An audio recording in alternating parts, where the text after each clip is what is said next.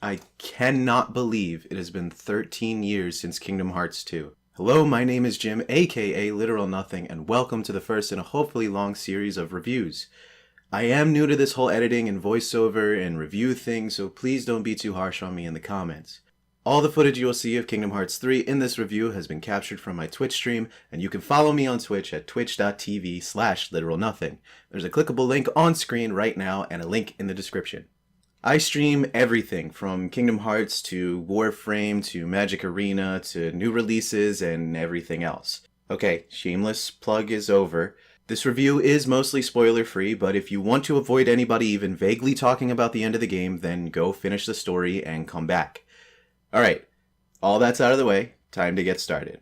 For those unfamiliar, the Kingdom Hearts franchise is 16, nearly 17 years old. It started way back when in 2002 when everyone was introduced to this weird amalgam of Final Fantasy and Disney properties. To then 9-year-old me, this was the greatest shit ever. All your favorite Disney characters were going to be in the game, and they would be interacting with all your favorite Final Fantasy characters like Cloud and Squall and that one guy from 10. I can never remember his name. I remember having so much fun exploring all the different worlds and fighting most of the bosses. I'm looking at you, Stealth Sneak and Ansem Riku. Your bullshit. Combat was mechanically easier for me to understand then as well. My simple 9-year-old brain could wrap my head around mash X a bunch and throw in a magic spell or two. And the combat animations were always really smooth and stylish.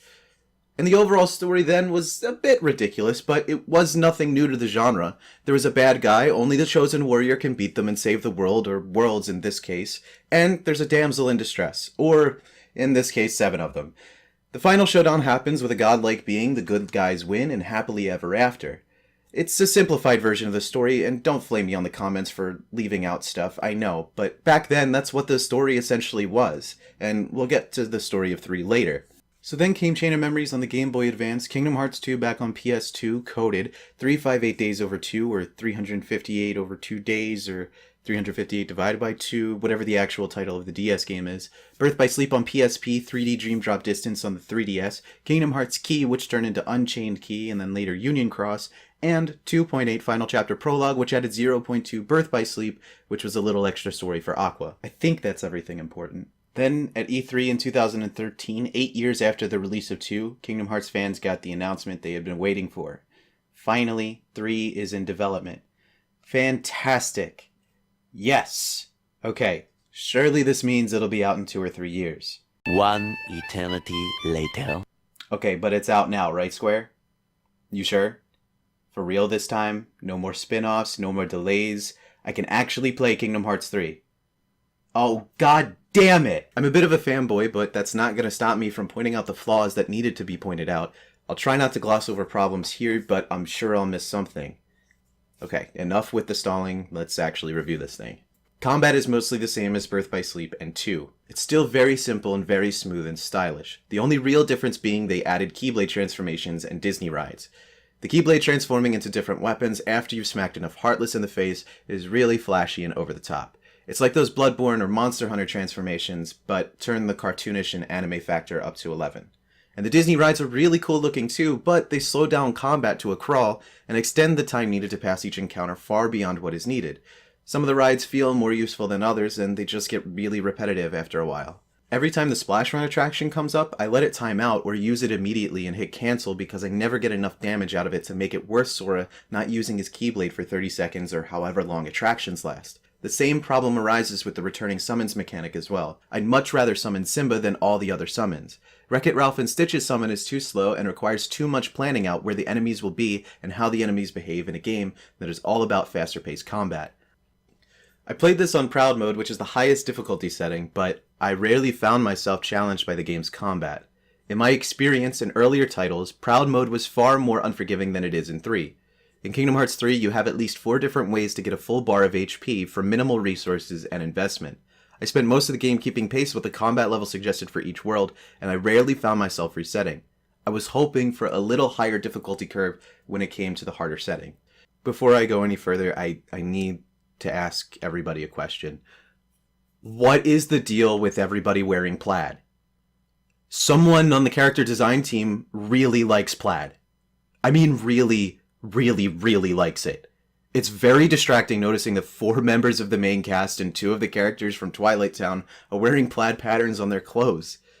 And this guy has plaid shoes? Those are some sick Vans, brah. It's like Nomura's belts and zippers phase all over again, but with these plaid patterns. I think most of the costumes are pretty well designed for the overly cartoonish anime aesthetic. Speaking of how the characters look, anytime the more cartoonish looking cast members like Mickey, Goofy, or Donald show up in a close camera shot, their facial expressions are animated pretty decently. They at the very least show emotion in their facial expressions, which is far better than what any humanoid counterpart is capable of. Every wide shot of the human cast shows them only moving their mouth with no expression and gesturing wildly during dialogue. This is especially evident in the Caribbean world. Jack, Barbossa, Elizabeth, and Will are so wooden and stiff with facial expressions that they feel less like the characters you are familiar with and more like cheap animatronics you would see at any lesser amusement park. With all the time that Square had to finish this game, I'm surprised that these and the technical aspects of the game weren't more fine-tuned. I've dropped frames quite a few times while playing, and Forbes has put out an article pointing out the frame rate inconsistencies between the different consoles. And I'm not as well versed in these technical aspects, so I won't be diving deep into them outside of I dropped frames when there were a bunch of Heartless and I cast a spell and it nearly crashed my PS4. And now we arrive at the part that I have been dreading and purposefully delaying, the story. I played all the games in the series and I couldn't accurately and concisely describe to you the plot of this series as a whole. I can handle the first game in a vacuum, but not the whole series. Kingdom Hearts is one of the most insane and convoluted plots in a video game since Omicron the Nomad Soul, but in a good way. Omicron was made by this lovely man over here, who has also made Detroit become human. Seriously, go read up on Omicron and David Cage. It is as entertaining as watching Sharknado, and you will not be disappointed.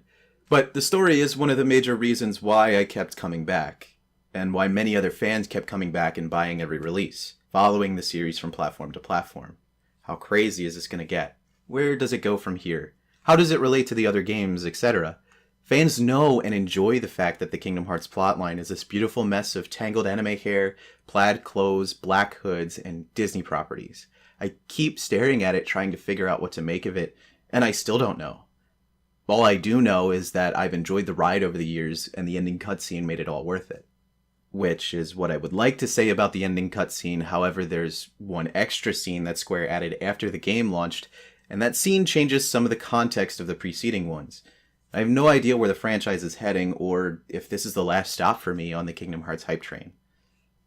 Thank you for sticking with me through my ramblings. I guess this is where people put number ratings, or stars, or letter grades, or something for the review here, but I feel like that doesn't adequately describe how I feel about the game.